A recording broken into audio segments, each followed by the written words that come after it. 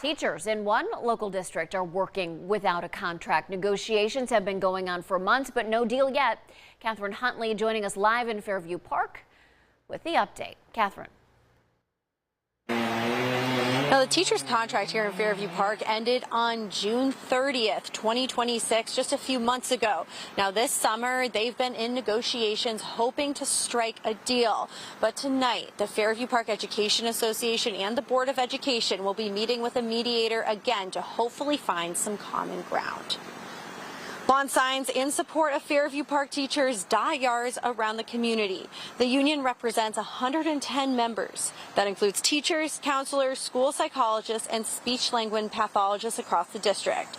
Negotiations have been going on since April, but no deal has been struck.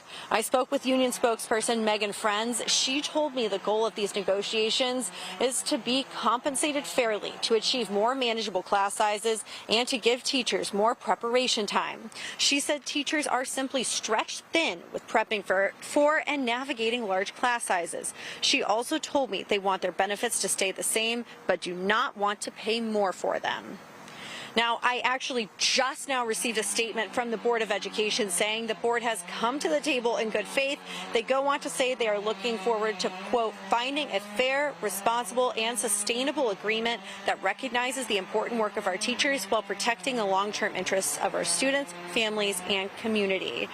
So big words there from the district, from the Board of Education, rather. Obviously, these two sides want to find some type of deal. Now, tonight they're meeting with the mediator again, and in just a few minutes here, we're expecting members of the Education Association to line this pathway and clap their negotiating members into this meeting. Now, coming up at 5, we'll have some more information on what exactly will happen if a deal is not struck soon.